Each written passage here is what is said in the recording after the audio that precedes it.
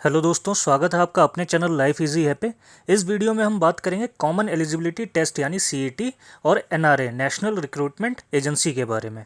तो सीईटी और एनआरए के इंपॉर्टेंट पॉइंट्स की जानकारी के लिए इस वीडियो को पूरा जरूर देखिए। और अगर आप हमारे इस चैनल पर नए हैं तो हमारे चैनल को सब्सक्राइब कर लीजिए और बेल आइकन जरूर दबाइए ताकि आने वाली सभी वीडियोज़ की नोटिफिकेशन आपको मिलती रहे। सबसे पहले हम ये समझ लेते हैं कि नेशनल रिक्रूटमेंट एजेंसी यानी एनआरए क्या है। अभी कुछ दिनों पहले गवर्नमेंट ऑफ इंडिया ने अनाउंस किया कि ऑल ओवर इंडिया वो एक ऐसी एजेंसी स्टैब्लिश करेंगे जो सेंट्रल गवर्नमेंट की ग्रुप बी और ग्रुप सी की वैकेंसीज होती हैं उसके लिए प्रीलिम्स के एग्ज़ाम कंडक्ट कराएगी। इससे पहले ये exam SSC staff selection commission, IBPS और आरआरबी रेलवेज के थ्रू होते थे। अभी तक अगर हम देखें तो कैंडिडेट को एसएससी, आईबीपीएस और रेलवेज़ के अलग अलग फॉर्म भरने पड़ते थे और इसके अलग अलग प्रीलिम्स के एग्ज़ाम देने पड़ते थे। ये प्रोसीजर काफ़ी कॉम्प्लेक्स होता था और काफ़ी टाइम कंज्यूमिंग था और ऑल ओवर इंडिया लगभग 3 करोड़ कैंडिडेट इस चीज़ से गुजरते थे। तो गवर्नमेंट ने इस चीज़ पे ध्यान दिया और एक कॉन्सेप्ट लेके आया एनआरए नेशनल रिक्रूटमेंट एजेंसी, जिसके थ्रू गवर्नमेंट सीटी का एग्ज़ाम कराएगी और सीटी एग्ज़ाम को सुपरवाइज करेगी, कंट्रोल करेगी। अगर हम देखें तो ये एजेंसी बेसिकली 3 एजेंसीज़ के लिए एग्ज़ाम कराएगी, एसएससी, आईबीपीएस और रेलवेज़। तो इसको ध्यान में रखते हुए इन तीनों एजेंसीज़ के जो रिप्रेजेंटेटिव होंगे इस एजेंसी में होंगे, प्लस सेंट्रल गवर्नमेंट के कुछ रिप्रेजेंटेटिव इस एजेंसी में होंगे। बात करें कि ये एजेंसी कैसे मॉनिटर करेगी चीज़ों को, तो उसके लिए एक अलग पूरा सिस्टम बनेगा और इन तीनों एजेंसीज़ के साथ एसएससी, आईबीपीएस और रेलवेज़ के साथ इस एजेंसी का कोऑर्डिनेशन होगा। तो अब हम देख लेते हैं कि सीईटी क्या है यानी कॉमन एलिजिबिलिटी टेस्ट क्या है। अभी तक इंडिया में स्टाफ सिलेक्शन कमीशन, रेलवेज़ जो रेलवे रिक्रूटमेंट बोर्ड है वो, और आईबीपीएस, ये तीनों अलग अलग अपना प्रीलिम्स का एग्ज़ाम कराते थे। सीईटी आने के बाद इन तीनों के प्रीलिम्स एग्ज़ाम सीईटी में कन्वर्ट हो जाएंगे, यानी सिर्फ एक प्रीलिम एग्ज़ाम होगा इन तीनों के लिए, वो होगा कॉमन एलिजिबिलिटी टेस्ट। अलग अलग आपको प्रीलिम्स एग्ज़ाम नहीं देने पड़ेंगे इन तीनों बॉडीज़ के लिए।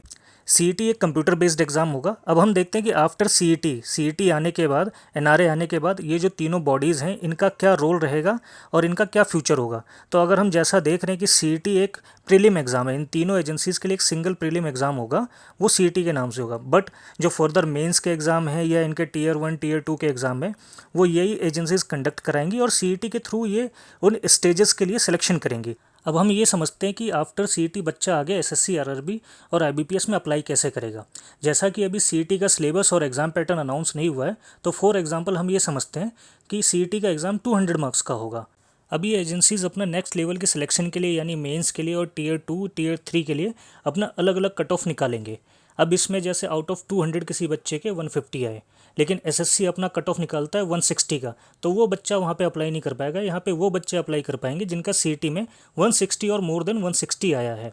सेम एप्लीकेबल होता है आरआरबी में। आरआरबी भी अपना अलग कट ऑफ निकालेगा, हो सकता है वो 150 का निकाले, तो यहाँ पे जिस बच्चे के सीईटी में 150 या उससे ज़्यादा है वो अप्लाई कर पाएगा। सेम एप्लीकेबल होता है आईबीपीएस में। सीईटी जो है वो कॉमन एंट्रेंस टेस्ट होगा, तीनों एजेंसीज़ के लिए सेम होगा, अलग अलग नहीं होगा।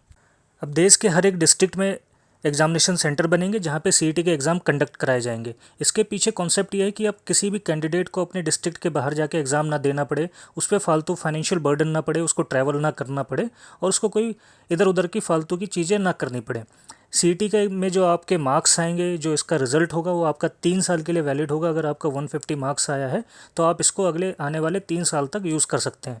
सीईटी का एग्ज़ाम साल में 2 बार होगा, आप इसको साल में 2 बार दे सकते हैं। पिछले एग्ज़ाम में अगर आपके 150 आए हैं, नेक्स्ट टाइम अगर आप एग्ज़ाम देते हैं अगर आपके 160 आते हैं तो आपका 160 एप्लीकेबल होगा, वैलिड होगा और वो अगले आने वाले 3 साल तक वैलिड होगा। और अगर सेकंड टाइम में आपके मार्क्स आते हैं 140 बट फर्स्ट टाइम में आपके मार्क्स आए थे 150, तो आपका 150 एप्लीकेबल होगा क्योंकि वो हाईएस्ट मार्क्स हैं आपके, 140 एप्लीकेबल नहीं होगा। अब बात करें एसएससी, आईबीपीएस और रेलवेज़, सीईटी के बेसिस पे फर्दर अपने एग्जामिनेशन जो कंडक्ट कराएंगे उसके लिए सिलेक्शन करेंगे। अभी एनआरए और सीईटी के अनाउंसमेंट के बाद एसएससी, आईबीपीएस और रेलवेज़ के अलावा कुछ बॉडीज़ ऐसी हैं जिन्होंने अनाउंस किया कि वो सीईटी के स्कोर के बेसिस पे अपने यहाँ डायरेक्ट रिक्रूटमेंट कर लेंगे। वो सीईटी के बेसिस पे सिलेक्शन करेंगे और फर्दर फिजिकल और मेडिकल एग्जामिनेशन कराएंगे और कोई फर्दर टेस्ट नहीं लेंगे। वो सीईटी अभी बेसिकली 3 एजेंसीज़ को कवर कर रहा है, एसएससी, आईबीपीएस और रेलवेज़ को, जो सेंट्रल गवर्नमेंट की ग्रुप बी और ग्रुप सी की पोस्ट के लिए रिक्रूटमेंट करते हैं। बट ये ऑप्शनल है स्टेट गवर्नमेंट के लिए, वो उसको अडॉप्ट कर सकते हैं। अभी रिसेंटली जो पहला स्टेट है एमपी, मध्य प्रदेश, उसने इस स्कीम को अडॉप्ट किया। वो सीईटी के बेसिस पे अपने यहाँ सिलेक्शन करेगा और इंडियन गवर्नमेंट की भी प्लानिंग है कि सीईटी के स्कोप को वो आगे और भी बढ़ाएंगे और भी रिक्रूटमेंट पे इसको एप्लीकेबल करेंगे।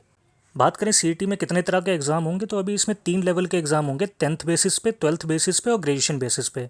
जॉब के अकॉर्डिंग इसमें एग्ज़ाम होंगे। जैसा पहले होता था कि क्वालिफिकेशन क्या होनी चाहिए, 10th क्वालिफिकेशन होनी चाहिए, 12th पास क्वालिफिकेशन होनी चाहिए या ग्रेजुएशन की क्वालिफिकेशन होनी चाहिए। तो सेम कॉन्सेप्ट यहाँ पे भी है, 3 लेवल के एग्ज़ाम होंगे। सीईटी में जो एज लिमिट है वो एग्ज़ाम के लेवल पे डिपेंड करती है कि आप 10th लेवल का एग्ज़ाम दे रहे हैं, 12th लेवल का एग्ज़ाम दे रहे हैं या ग्रेजुएशन लेवल का एग्ज़ाम दे रहे हैं। सीईटी को 12 भाषाओं में कराया जाएगा, 12 लैंग्वेजेस में कराया जाएगा। बात करें यहाँ पे जो रिस्ट्रिक्शन है कि आप कितने अटेम्प्ट दे सकते हैं, ऐसा कोई रिस्ट्रिक्शन नहीं है सीईटी में। आप n नंबर्स ऑफ अटेम्प्ट दे सकते हैं, बट वो डिपेंड करता है कि आपकी एज लिमिट पे, और साल में 2 बार आपके एग्ज़ाम होंगे। तो एनआरए और सीईटी के थ्रू गवर्नमेंट ने सोचा कि जब कोई बच्चा किसी जॉब के लिए अप्लाई करता है तो उसको बहुत सारी परेशानियां झेलनी पड़ती हैं। उसे एक स्टेट से दूसरे स्टेट में जाके एग्ज़ाम देना पड़ता है, या सेम स्टेट में ही अपने डिस्ट्रिक्ट से बाहर जाके एग्ज़ाम देना पड़ता है।